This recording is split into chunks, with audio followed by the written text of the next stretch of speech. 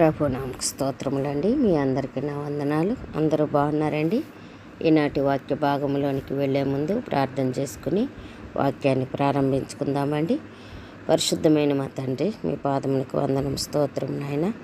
ఉదయకాలం వేకునే మీ పాదాల చెంత చేరి మేము స్తుతించి ఆరాధించి మీ నామాన్ని మహింపరిచే కృపను మాకు అనుగ్రహించినందుకు వందనాలు చెల్లిస్తున్నాం దేవా.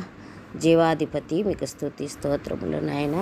ఈ దినం మాకు ఆశీర్వాదకరంగా చేయండి. ఈ వాక్యం వినుచున్న ప్రతి బిడ్డను దీవించి ధైర్యపరిచి బలపరిచి నాయన మీ కృపలో వర్ధిల్ల చేయమని మీకే వందనాలు చెల్లిస్తూ యేసుక్రీస్తు పరిశుద్ధ నామమున ప్రార్థించి ప్రారంభించుకొంచున్నాం తండ్రి, ఆమేన్.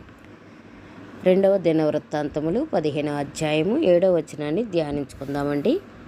కాగా మీరు బలహీనులు కాక ధైర్యం వహించుడి, మీ కార్యము సఫలమగును. ఈ వాక్య భాగంలో మనం చూసినట్లయితే మీరు ధైర్యం తెచ్చుకొనిడి అని రాయబడటం చూస్తున్నాం. అంతేకాదండి, మీ చేతులు సడలనీయకుడి, మీ క్రియకు ప్రతిఫలం కలుగును అని వాక్య భాగము మనకి తెలియజేస్తుంది. అసలు ఈ వచనమునికి ఆధారమైనది ఏంటి అని మనం చూసినట్లయితే యోధారాజైన ఆశా పరిపాలనా కాలంలో ఈ వచనము చెప్పబడినట్లుగా మనం చూడవచ్చు. అయితే ఆశా యోధా రాజ్యానికి రాజైన తర్వాత దేశమంతటా విగ్రహారాధన విస్తరించి ఉన్నట్లుగా మనం వాక్య భాగంలో చూస్తాం.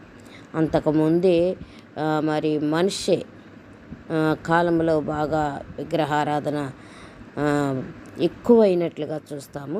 అయితే ఆశా కాలంలో కూడా విగ్రహారాధన దేశమంతా, యోధా దేశమంతా కూడా ఈ విగ్రహారాధన విస్తరించి ఉండటం మనము వాక్య భాగంలో చూస్తాం. ఆశా దేవుని వెతికి అన్య దేవతల బలిపీఠాలను, ఉన్నత స్థలాలను, విగ్రహాలను తొలగించేసి దేశములో ఆధ్యాత్మిక స్థితిని తీసుకురావటానికి అతడు ప్రారంభించినట్లుగా మనము 14వ వచనంలో చూస్తాము. ఆ విషయాన్ని మనం 14వ వచనంలో మనం చూడవచ్చు. ఏమని రాయబడి ఉన్నదో అక్కడ మనము చూద్దామండి. వారు వెలుగెత్తి బొబ్బలిడుచు మేళములతోనూ బూరల నాదముతోనూ బేరి ధ్వనులతోనూ యెహోవా సన్నిధిని ప్రమాణం చేసిరి. ఇక్కడ చూడండి, ఎందుకంటే స్త్రీలు కానీ పురుషులు కానీ పిన్నలు కానీ పెద్దలు కానీ అందరూ కూడా ఏమైపోయారంటే దేవుని వైపు తిప్పి వారందరూ దేవుని సన్నిధిలో ప్రార్థించేటట్లుగా ఆశారాజు చేసినట్లు మనం వాక్య భాగంలో చూస్తాం. తర్వాత మరి కూషీయుడైన జరాహు లక్షలాది సైన్యంతో యోధాపై దండెత్తి రావటం కూడా మనం చూడవచ్చు. ఆశ తన బలంపై ఆధారపడకుండా దేవునిపైనే నమ్మకం ఉంచినట్లుగా దేవుణ్ణి ప్రార్థించిన వాడిగా ఆశ అని మనం చూస్తాము.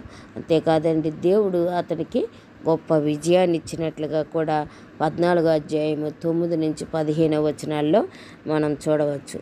ఆ విజయం పొందిన తర్వాత దేవుని ఆత్మ ఓబేదు కుమారుడైన అజర్యా ప్రవక్త మీదకు వచ్చినట్లుగా వాక్య భాగంలో చూస్తాం. అతడు ఆశాను మరియు యోధా ప్రజలను ప్రోత్సహిస్తూ మరి దేవుని యొక్క సందేశాన్ని ప్రకటించిన వాడిగా మనము వాక్య భాగంలో చూస్తాం. ఈ 17వ అధ్యాయము 7వ వచనములో ఆచార్య ధైర్యముగా ఉండండి అని బలపరుస్తున్నట్లుగా చూస్తాం. మీ చేతులు సడలనివ్వకండి, మీరు దేవుని పనిలో నిలకడగా ఉంటే మీ శ్రమకు ప్రతిఫలం కలుగుతుంది అని యోధా వారిని ప్రోత్సహించినట్లుగా ఈ వాక్య భాగం మనకి కనబడుతుంది. దేవుని కోసం మరి చేసే పని ఎన్నడూ వృధా కాదని ప్రజలను ధైర్యపరుస్తూ ఆధ్యాత్మికంగా వాళ్ళని ధైర్యపరుస్తూ పట్టుదల చాలా అవసరము అని వారిని ప్రోత్సహించినట్లుగా మనం చూస్తాం. దేవుని మీద విశ్వాసంతో నిలిచిన వారికి ఆయన తగిన సమయంలో ప్రతిఫలాన్ని ఇస్తాడని ఈ వాక్యం ద్వారా మనం నేర్చుకుంటూ ఉన్నాం. ఈ ప్రోత్సాహాన్ని విని ఆశ మరింత ధైర్యంతో దేశంలో విగ్రహాలను తొలగించి యెహోవా బలిపీఠాన్ని బాగు చేసినట్లుగా ప్రజలను యెహోవాతో నిబంధన చేయించిన వాడిగా ఆశారాజు మనకి కనబడుతూ ఉన్నారు. దేవుని పనిలో ఎదురయ్యే కష్టాలు, వ్యతిరేకతలు మన చేతులను సడలించకూడదని ఈ వాక్యం మనకి నేర్పిస్తుంది. విశ్వాసముతో, ధైర్యముతో కొనసాగితే దేవుడు మన శ్రమను గౌరవించి తన సమయాన్ని దేవుని సమయంలో ప్రతిఫలాన్ని అనుగ్రహిస్తాడు. అంతవరకు మనము ధైర్యం తెచ్చుకోవాలి. అలాగే చేతులను సడలనివ్వకుండా చూసుకోవాలని ఈ వాక్యం ప్రోత్సహిస్తున్నట్లుగా మనం చూడవచ్చు. దేవుని పని చేసేవారికి సవాళ్ళు, శత్రువులు, నిరుత్సాహపరిచేవారు, పరిస్థితులు అనేకం రావచ్చును. కానీ దేవుడు భయపడవద్దని, ధైర్యంగా ముందుకు సాగమని మరి దేవుని వాక్యం మనకి సెలవిస్తుంది. నిజమైన ధైర్యం దేవునిపై నమ్మకం కలిగి ఉండటమే అని వాక్యం మనకి నేర్పిస్తుంది.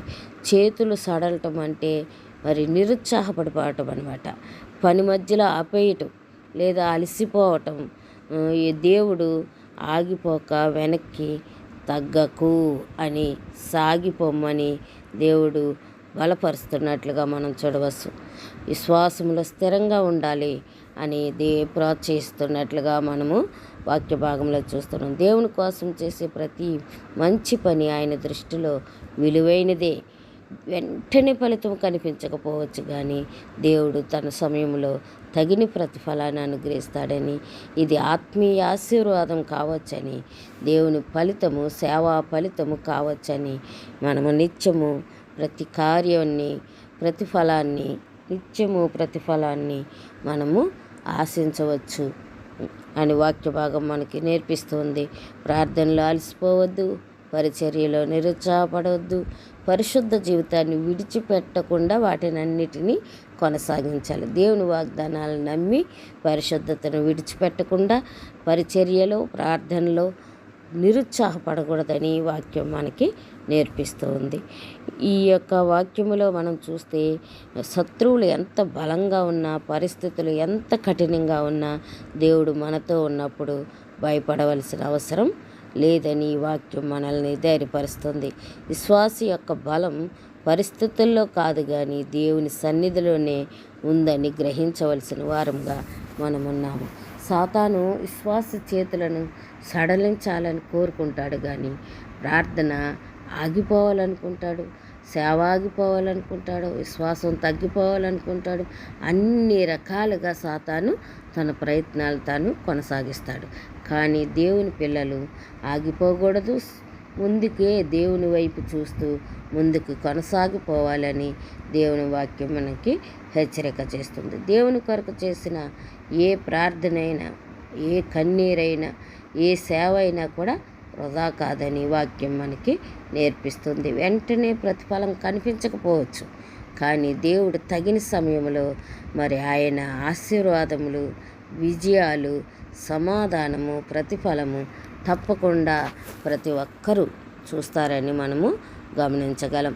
ధైర్యం విశ్వాసాన్ని బలపరుస్తుంది, పట్టుదల విజయానికి దారితీస్తుంది. దేవుని ప్రతిఫలము నిశ్చయమైనదని దేవుని వాక్యం హెచ్చరిక చేస్తుంది. ఆ దేవుడు ఆలస్యం చేయవచ్చు, కానీ ఆయన ఎన్నడూ తన వాగ్దానాన్ని మర్చిపోడని వాక్యం సెలవిస్తుంది. కాబట్టి ధైర్యంగా నిలిచిన వారికి ఆయన విజయాన్ని ఇస్తాడు, ఆశీర్వాదాన్ని ఇస్తాడు, అలాగే ప్రతిఫలాన్ని కూడా ఆయన అనుగ్రహిస్తాడు. కనుక మనము ఆయన వైపే చూస్తూ మనం ధైర్యం తెచ్చుకొని ఆయన యొక్క పనులలో ముందుకు కొనసాగే కృప దేవుడు మనందరికీ అనుగ్రహించునుగాక. ఆమేన్. ప్రార్థన చేసుకుందామండి. పరిశుద్ధమైన మా తండ్రి, మీ పాదమునకు వందనం, స్తోత్రం నాయన. ఈ దినం వాక్యం ద్వారా మాతో మాట్లాడుచు మమ్మల్ని బలపరుస్తున్నందుకు వందనాలు చెల్లిస్తున్నాను దేవా. మీకు వందనాలయ్యా ప్రభా. వాక్యం ద్వారా మాతో మాట్లాడినందుకు వందనాలయ్యా. మీరు ధైర్యం తెచ్చుకునుడి, మీ చేతులు సడలనీయుకుడి, మీ క్రియకు ప్రతిఫలము కలుగునని వాగ్దానం చేసిన దేవా, మీకు వందనాలు మా తండ్రి. ఈ దినం మాకు ఆశీర్వాదకరంగా చేయండి. మా ధైర్యము మీరే అని అయినా మేము విశ్వాసంతో ముందుకు కొనసాగటానికి మీ కృప, మీ సహాయం అనుగ్రహించమని మీకే వందనాలు చెల్లిస్తూ సమస్త మహిమ ఘనత ప్రభావములు మీకు ఆరోపిస్తూ నన్ను నేను తగ్గించుకొంచు మీ నామాన్ని హెచ్చిస్తూ మా కొరకు రానున్న యేసు క్రీస్తు పరిశుద్ధ నామమున ప్రార్థించి వేడుకొంచున్నాం మా తండ్రి. Amen, amen, amen.